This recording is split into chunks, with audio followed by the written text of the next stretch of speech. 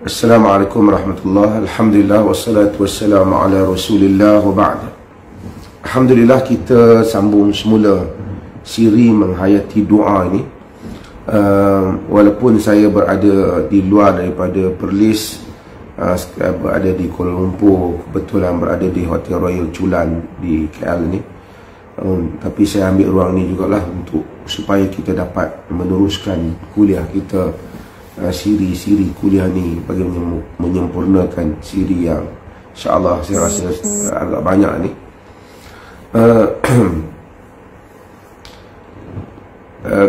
Pagi ini insyaAllah kita akan sambung satu perkara yang penting tentang doa yang Allah Subhanahu Wa Taala nak kepada kita lakukan, iaitu ialah kita sebut al-ilhah fid doa, ataupun merayu di dalam doa, merintih ketika berdoa, meminta-minta ketika berdoa. Ilhah dalam bahasa Arab maksud orang tu sentiasa meminta, merintih, merayu, itu maksudnya. Dan adamal isti'jal, dan tidak tergesa-gesa di dalam doa, tidak tergesa-gesa dalam doa. Kerana kita kena ingat semula apa yang telah kita sebut sebelum ni. Hubungan kita dengan Allah Azza wa Jalla ialah hubungan hamba yang hina di hadapan Tuhan yang Maha Agung dan Maha Besar. Dan Allah itu mahu daripada kita ini sebagai hambanya menzahirkan tadarru', rendah diri kita dan hina diri kita di hadapan kebesarannya.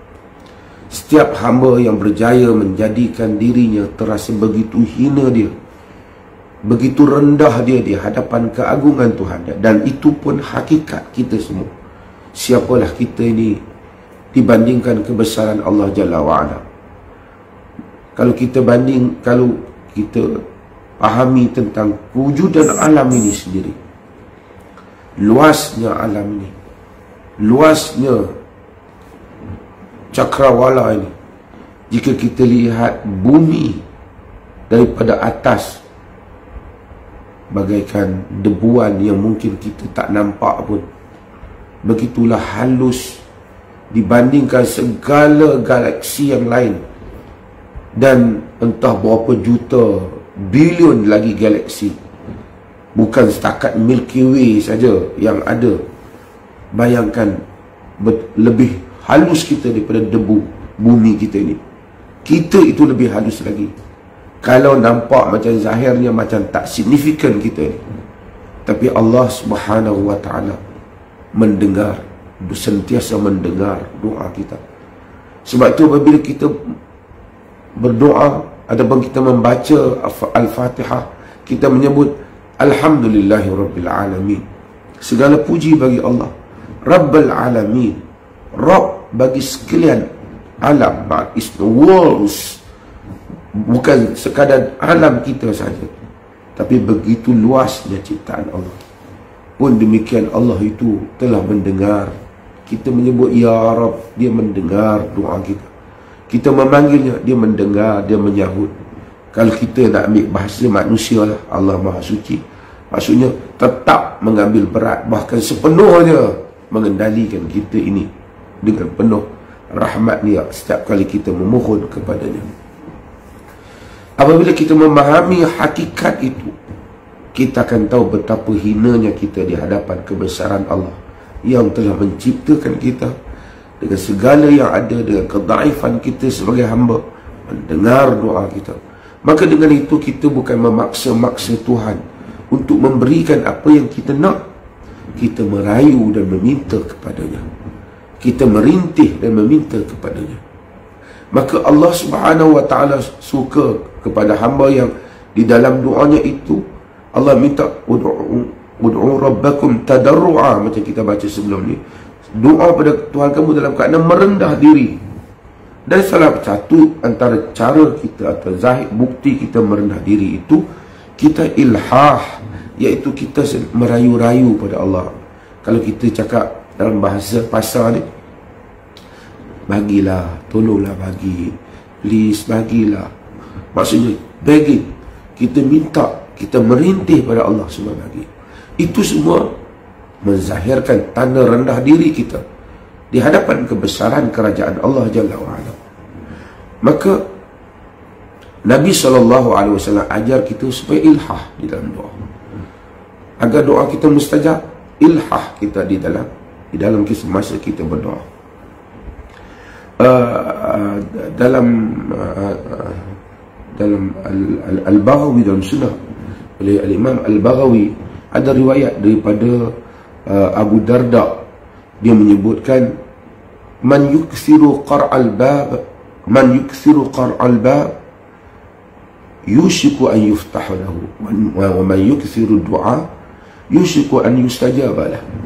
Maksudnya, siapa yang kerap sangat duk ketuk pintu, maka lambat laun akan dibuka pintu untuk dia. Kalau kita pergi rumah, tempat ketuk-ketuk, kalau mak ayah kita pun, kalau dia marah kita ketuk kerap sangat, akhirnya dia buka jugalah. Itu manusia lah, tak dibanding dengan Allah. Tapi dia sambung, Abu Darda dia sambung menyatakan, dia kata siapa yang kerap ketuk pintu, lama-lama buka lah pintu untuk dia.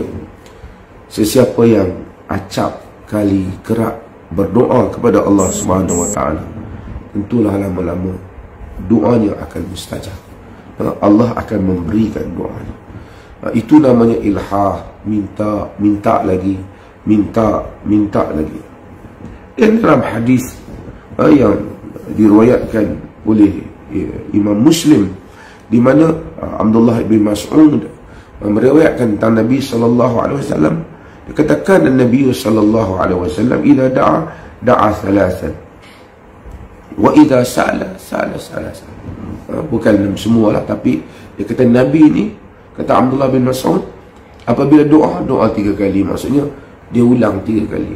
Walaupun kita menunjukkan, sebagai riwayat menunjukkan sebagian doa tu Nabi sebut sekali, tapi kadang-kadang ada doa yang penting tu Nabi sebut, Nabi ulang 3 kali. Kalau diminta pada Allah, minta apa, Nabi ulang 3 kali.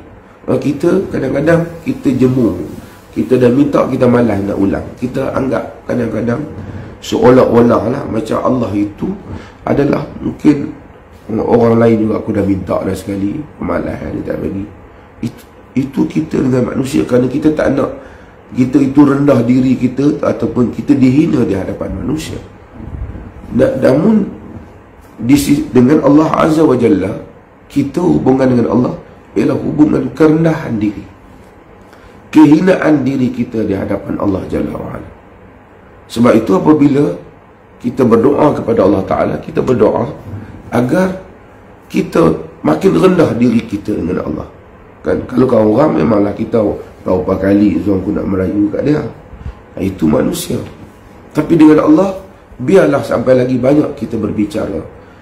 Cuba bayangkan, walaupun kita memang nak supaya doa kita mustajab, tapi katakanlah doa kita tak mustajab sampai setahun kita berdoa kepada Allah. Dalam setahun kita tiap malam kita minta pada dia. Saya sendiri ada pengalaman meminta satu benda besar kepada Allah Jalla wa'ala, yang mustahil saya rasa akan dapat. Tapi saya minta, tiap malam saya minta. Kadang-kadang memanglah perasaan manusia ni tertanya-tanya, bila Allah nak zahirkan apa yang aku minta ni? Bila Allah nak zahirkan apa aku minta? Tapi apabila berapa setahun kemudian, dia zahirkan dengan segala, merentasi apa yang saya igawan itu, bahkan lebih baik daripada apa yang saya impikan. Tapi saya terfikir, dalam tempoh setahun itu, bersungguh-sungguh dalam setiap kesempatan, saya cuba berdoa untuk hal itu. Saya fikir, seketika itu saya berfikir bagaimana hikmah Allah dalam doa. Mungkin mudah-mudahan Allah kesian kat saya. Maka kerana setiap kali kita berdoa, ia merupakan pahala dan hubungan kita dengan Allah Jalla wa'ala. Kita dapat pahala bila kita berdoa. Tentu dah, the first thing, apabila kita berdoa, kita dapat pahala. Dan doa adalah ibadah. Ad-doa wal ibadah. Doa itu sendiri adalah ibadah. Kita doa adalah ibadah. Kita akan dapat pahala apabila kita berdoa. Dan kemudian Berapa banyak kerana doa itu hal-hal yang telah dihadirkan kerana doa itu. Mungkin kerana sebahagian orang kerana ada doa dia. Yang penting dia pun bangkit tahajud setiap malam. Dia pun bangkit berdoa setiap malam. Dia pun berusaha pergi ibadah itu dan ini, mempelajari doa-doa maksur daripada Nabi SAW. Kenapa? Kerana dia nak berdoa. Kerana kalau setiap terus dia doa, terus Allah bagi, maka dia mungkin tak ada lagi kerendahan diri, ataupun dia rasa seolah-olah macam dia order barang je lah, minta-minta terus datang. Ada juga sebahagian doa Allah mustajabkan, immediately Allah mustajabkan, dengan hikmah yang Allah Ta'ala maha mengetahui, dan kita minta immediately itu mesti ada dalam hal-hal itu. Namun ilhah bermaksud kita tak putus asa. Kita minta hari ni, besok merintih lagi, besok minta lagi. Ya Allah, kita minta guna nama Allah yang ini, lepas tu guna nama Allah yang ini, kemudian guna nama Allah yang ini, bersambung-sambung kita minta. Allah suka pada ilhah. Dia akan mustajabkan doa-doa ini. Dia akan mustajabkan doa ini. Nabi sebab itu apabila ada doa yang penting, sehingga Aisyah radhiyallahu anha menyebut tentang tabiat Nabi, summa da'a, summa da'a, summa da'a, kemudian baginda doa lagi, kemudian baginda doa lagi, kemudian baginda doa lagi. Sedangkan itu adalah Nabi Allah Azza wa Jalla, Rasulullah sallallahu alaihi wasallam, insan yang paling dekat dengan Allah Jalla wa Ala. Demikian Allah menyuruh kita ilhah, kerana dia mahu daripada kita bukan saja memberi apa yang kita minta, tapi dalam masa yang sama dia memanggil kita kepadanya. Dia mahu supaya kita hampir dengannya. Dia ingin berikan kepada kita kebaikan hidup di dunia, dan juga dia ingin memberikan kita syurga di akhirat. Maka kadang-kadang ditangguhkan sebagai doa supaya kita terus meminta kepadanya. Itulah maha suci Tuhan yang segala rahmatnya. Nabi SAW menyebut dalam hadis yang diriwayatkan oleh Imam Tirmizi, Nabi menyatakan, alidhu biyadzal jalali wal ikram. Saya selalu sebut hadis ini kerana saya rasa pada pengalaman saya yang kerdil dan pendosa ini, saya rasa Masya Allah, ini antara hal-hal yang sangat mustajab. Nabi kata, alidhu biyadzal jalali wal ikram. Sentiasa melazimi dengan ya dzal jalali wal ikram, ya dzal jalali wal ikram. Sentiasa lazimi ya dzal jalali wal ikram. Wahai yang mempunyai dzal jalal, yang mempunyai segala kemuliaan, wal ikram, dan yang memuliakan. Ini nama Allah Subhanahu wa taala, dzal jalali wal ikram. Nabi kata, alidhu bi ya dzal jalali wal ikram. Kamu sentiasa lazimi dengan ya dzal jalali wal ikram. Banyak-banyak sebut ya dzal jalali wal ikram. Berilah aku ya dzal jalali wal ikram, ya dzal. Kita panggil Allah, dan bukan panggil sekali orang kata oh sebut ya dzal jalali wal ikram mustajab. Banyak dalam riwayat-riwayat dikatakan orang yang memperoleh ilmu yang ada pada sisi Sulaiman yang dapat mendatangkan arsh Ratu Sabah lebih cepat daripada Ifrit, melazimi ya dzal jalali wal ikram. Kan? Tak apalah, maksudnya dia ya sebutan ya dzal jalali wal ikram. Mungkin kita kata aku sebut ya dzal jalali wal ikram minta, tak dapat pun. Ini punca-punca bagaimana tanda-tanda hamba itu tidak tadarruk dan tidak ada ilhah, tidak rendah diri dan tidak ada merintih pada Allah. Seolah-olah ya Allah, aku order ni satu, hantar. Seolah-olah macam tu kita dengan Allah Jalla wa'ala. Nabi kata alidhu, sentiasa melazimi la ya dzal jalal. Hari-hari sebut banyak ya dzal jalali wal ikram. Berilah aku itu ya dzal jalali wal ikram. Tunaikanlah hajatku ini. Allah akan mendengar, Allah akan menghadirkan doa. Sepanjang pengalaman, setiap orang yang berdoa dia akan tahu tak ada doa yang sia-sia. Allah telah hadirkan sebahagiannya sebiji macam mana yang kita pohon, sebahagiannya dengan kehadirannya itu, dengan berbagai warna dan cara yang Allah Subhanahu wa taala kehendaki dalam menghadirkannya. Sebab kadang-kadang orang petua tentang doa ni, dia petua tentang bacaan apa yang bila dibaca maka doa mustajab. Kita ambil ilmu itu, tapi kita tidak ambil apakah di sebalik lidah yang mengungkapkan itu. Di sebalik lidah yang mengungkapkan itu, apakah yang kena ada di sebalik lidah itu? Ialah kerendahan diri, merintih dan merayu kepada Allah Jalla wa'ala. Kalau lidah itu mengatur bahasa-bahasa yang indah, tetapi dalam masa yang sama tidak hadir di sebalik lidah yang berdoa itu suatu perasaan kehambaan yang maha tinggi, yang maha rendah diri di hadapan kebesaran Allah Jalla wa'ala, maka doa kita tidak menjadi doa seorang hamba di hadapan Tuhan yang Maha Agung.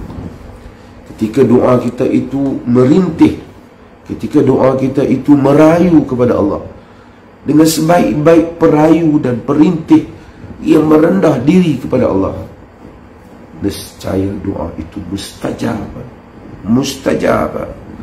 Bahkan akan lebih cepat kita rendah diri, lebih segera kita merintih, dan pandai kita itu merintih kepada Allah Jalla wa'ala, maka Allah akan memberikan apa yang kita minta. Yang mustahil pada andaian manusia tidak mustahil di sisi Allah Jalla wa'ala apabila Allah menghendaki dan memberinya. Maka sebab itu, maka sentiasa ulang-ulang kali minta pada Allah. Kadang-kadang saya fikir banyak kesempatan untuk kita duduk tempat yang mustajab doa, untuk kita ulang mungkin doa yang sama. Katalah kita ada satu hajat yang besar yang kita ingin capai dalam hidup kita ini. Kita salat subuh, salat fajar. Ini belum cerita kita tahajud ke apa. Kita ambil yang fardu dahulu. Kita salat fajar, salat subuh. Dalam salat fajar saja ada 4 sujud. Sujud adalah tempat aqrabu ma yakun al-'abdu min rabbih. Sedekat-dekat hamba dengan Tuhan. Tapi fa'aksiru doa. Nabi suruh kita banyakkan doa. Sujud saja dah 4 kali. Kalau kita sebut sekali je satu doa kita tu, dah 4 kali kita sebut doa kita. Sebelum memberi salam, tempat doa yang mustajab, macam saya dah sebut dalam hadis-hadis yang kita ajar sebelum ni, dah 5 kali. Nanti kita sembahyang zuhur ni, tak cerita kita sembahyang sunat lagi, ada berapa kali lagi, ada lagi 10 kali. Jadi yang ni dah 5, 10, 15. Nanti sembahyang asar lagi, ada lagi 10. Sembahyang maghrib lagi, sembahyang isya lagi. Kalau satu doa itu kita repeat berulang kali, berpuluh kali, satu doa itu diangkat, didengari oleh makhluk-makhluk Allah di langit, mendengar doa kita ini, dan semua mereka akan mengaminkan. Dan dengan lambat laun doa itu akan muncul di dalam kehidupan kita. Tapi kita tidak mempelajari fiqh doa. Kita hanya nak tunggu kalau nak tunggu doa, nak kena kirim orang pergi Mekah lah, nak suruh orang sembahyang hajat dulu. Boleh kita sendiri salat ataupun salatul hajah, seperti yang disebut oleh sebahagian para ulama Al-Tirmizi dan seumpamanya. Tapi bukanlah di situ saja tempat kita berdoa. Boleh kita doa, bukan tak ada untuk kita doa. Salat dan berdoa itu suatu benda yang baik. Tapi di dalam solat fardu, kerana amalan yang paling Allah suka ialah amalan yang maftaradtu alaih, apa yang Allah fardukan pada kita. Sembahyang fardu, amalan yang Allah suka. Kalau kita doa satu-satu doa, katalah orang minta nak kahwin ke, orang minta rezeki supaya dia dilapangkan rezeki dia, setiap kali sujud subuh tadi dah 4 kali. Sebelum bagi salam, tempat mustajab, dia doa sekali, jadi 5 kali. Itu di dalam solat saja. Berapa banyak ruang untuk hamba berdoa. Itu namanya ilhah, merayu-rayu. Tak adalah tadi aku masa sujud pertama aku dah doa lah. Ni pun kadang-kadang petua tak berapa seimbang dan tidak mengikut hadis lah. Baca doa pada sujud yang akhir. Tidak ada tentang hadis yang kata sujud yang akhir. Nabi sebut sujud, semua sujud. Dan Nabi itu solat dia seimbang. Tak ada sujud akhir paling panjang pada sujud awal, tak ada. Nabi solat dia seimbang. Kita boleh doa pada sujud yang pertama, sujud yang kedua, sujud yang ketiga, sujud yang keempat. Seimbang sujud kita. Petua yang kata sujud yang akhir saja Allah mustajabkan, itu juga tidak tepat. Tidak dalam hadis. Nabi kata sujud aqrabu ma yakun al-'abdu min rabbih wa huwa sajid. Yang paling dekat hamba dengan Tuhannya ketika hamba itu sujud. Sujud, ketika dia sujud, fa'akthiru doa, dan banyakkan doa. Maka dalam sujud dia banyakkan doa, dia ulangkan doa. Kita kalau kita ulang, wallahu ta'ala alam, dengan pengalaman saya sebagai hamba yang kerdil ni pun, sebahagian doa yang diulang di dalam tasyahud yang akhir sebelum memberi salam, kita ulang-ulang, insya-Allah tak sampai lama lah kita akan lihat kemunculan doa itu. Yang penting ketika kita berdoa, kita punya kerendahan diri kita merintih pada Allah itu sentiasa memenuhi perasaan kita ketika kita berdoa kepada Allah Subhanahu Wa Taala. Dan kita tidak isti'jal dalam doa. Isti'jal ni maksudnya kita tak gopoh dalam doa. Gopoh bermaksud, gopoh ialah kita kata doa dah pun tak jadi-jadi. Once kita kata gitu, doa kita tidak mustajab. Nabi SAW dalam hadis yang diriwayatkan oleh Imam Al-Bukhari, dan diriwayatkan juga oleh Imam Muslim, yustajabu lil-'abd atau li ahadikum, yustajabu li ahadikum ma lam ya'jal, fayaqul qad da'awt falam yastajib li. Dimustajabkan hamba itu selagi mana dia tidak gopoh dengan Nabi sallallahu alaihi wasallam. Apa gopoh dia? Dia kata, bila dia kata aku doa tapi Allah Ta'ala tak terima pun, itu dia gopoh. Padahal dia tak tahu Allah Ta'ala terima ke tak. Kadang-kadang hamba Allah Ta'ala dia doa kepada Allah 1 tahun satu hajatnya tak muncul, 2 tahun hajat dia tak muncul. Dia terlupa dalam sepanjang 2 tahun tu berapa banyak kurniaan Allah yang lain yang hadir di dalam hidup dia. Itu semua sebahagiannya mungkin hasil daripada doa dia, gantian Allah kepada dia sebelum doa itu muncul, kurniaan Allah kepada dia sebelum doa itu hadir. Apabila hamba sentiasa doa pada Allah, dia sentiasa berhubung dengan Tuhannya. Allah melihat dirinya dan melihat rintihannya. Tak adalah Allah Ta'ala lepas kita merintih, biar dia dulu, biar dia kena dulu. Tak ada. Dia melindungi hamba-hambanya. Mungkin apa yang menjadi hajat kita itu tidak muncul seperti yang kita hasratkan lagi, tapi berapa banyak nikmat sebelum tu dihidangkan kita supaya kita tidak jatuh di dalam sengsara. Cumanya kita jangan isti'jal tadi. Jangan kita, Allah Ta'ala alam, sebagian orang dia doa kepada Allah di dalam jiwa yang protes. Tangan berdoa, hati, jiwa dia dok kata tak tahulah nak terima ke tak ni, umpamanya. Tangan berdoa tapi dia tak dapat merendahkan perasaan dia.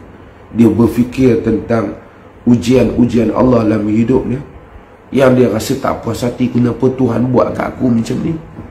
Dengan dia melupai tentang demikian alam ini dan manusia dan kezaliman di kalangan manusia.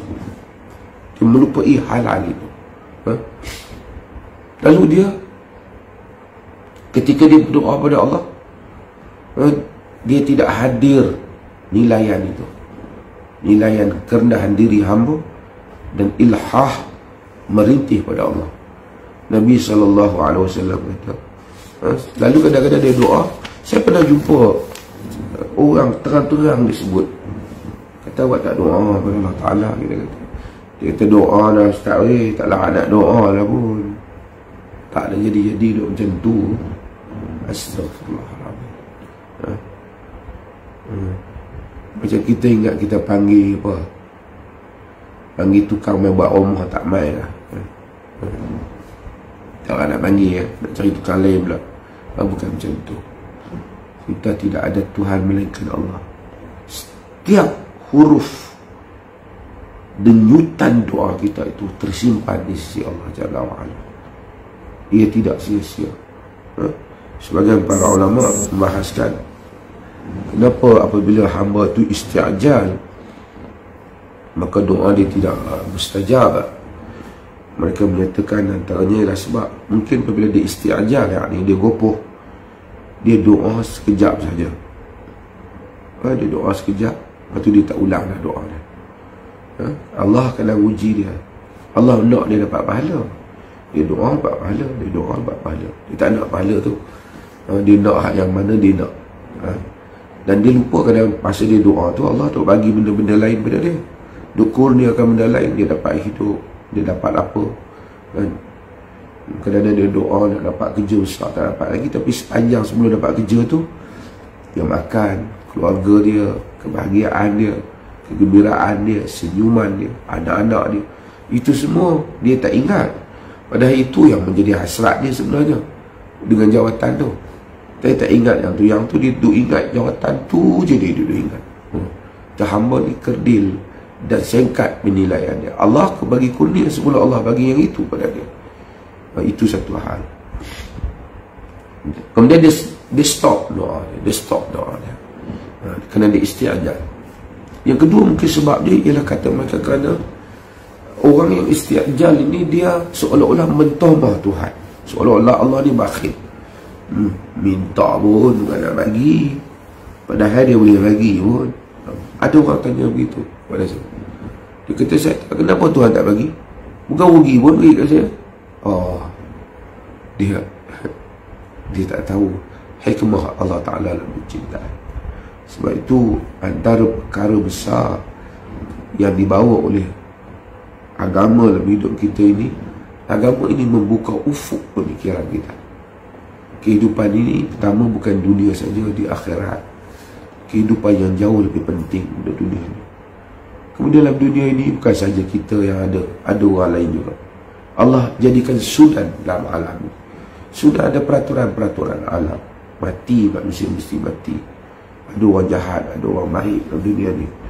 Ada banjir, ada kilat, ada hujan, macam-macam. Hidup, kalau tempat banjir kita kena banjir kan? Cuma Allah, itu sunat alam. Bila hujan turun, kita tak boleh, ya Allah tak nak hujan, hujan akan turun. Dan ada perjalanan alam ni. Namun Allah melindungi hamba-hambanya dengan berbagai cara yang hamba itu sangka dan tak sangka. Sebab itu maka kita sentiasa ilhah, sentiasa merayu-rayu kepada Allah.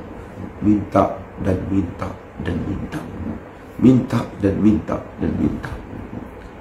Mungkin sebagian orang setelah 1000 kali dia minta, dia dapat. Pada hari dia dapat yang 1000 tu, kali ke 1000 tu, yang 1000 yang 999 tu tidak sia-sia. Itu semua tersimpan di sisi Allah sebagai amalan salih.